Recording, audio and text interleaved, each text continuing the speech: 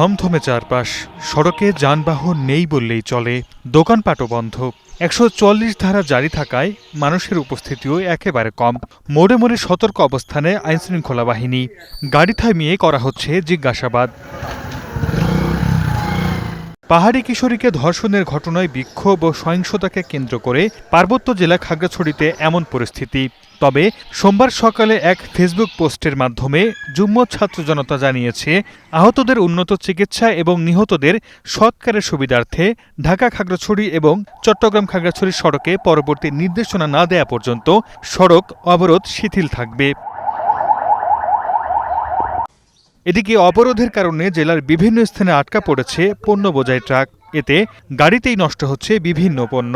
জালিয়াপাড়া থেকে খাগড়াছড়ি এসকর্ট দিয়ে আনছে, এখন এখান থেকে রাস্তা বন্ধ, হরতালের কারণে যাইতে পারতেছি না। আমাদের প্রত্যেকটা গাড়িতে কাঁচামাল আছে, অনেকগুলা গাড়িতে দুর্গন্ধ ছুটতেছে, ডিম আছে, কাঁচামাল আছে, এগুলো সব নষ্ট হচ্ছে। তবে সংঘর্ষের ঘটনায় সাজেকে আটকা পড়া ৫১৮ পর্যটককে সেনাবাহিনীর বিশেষ নিরাপত্তায় ফিরিয়ে আনা হয়েছে খাগড়াছড়িতে।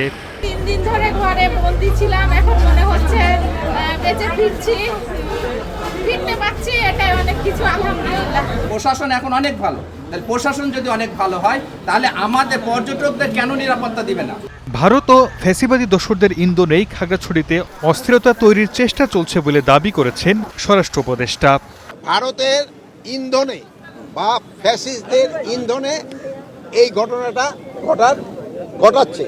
তা আমরা এটা যেন ঘটাতে না পারে এই জন্য আমরা আমাদের সর্বাত্মক ব্যবস্থা নিচ্ছি। এখন পরিস্থিতি মোটামুটি সন্তোষজনক অবস্থায় আছে। তা আপনারা জানেন কিছু সন্ত্রাসী পাহাড়ের উপরে থেকে তারা ফায়ার করছে এবং এই হাতিয়ারগুলি অনেক সময় বাইরে থেকে আসছে, যেটা আপনি ভাই বললেন। আমি অবশ্য দেশের নাম বলতে চাই না, আমার সাংবাদিক ভাই দেশের নামটা বলে দিচ্ছে। তা আপনারা এটা যেন প্রতিহত করতে হলে আপনাদের সবাই আমাদের সাহায্য এবং সহযোগিতা দরকার হবে।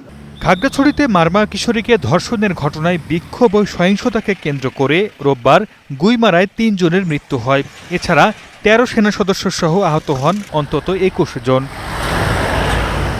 Sardar Mohammad Arif, Star news.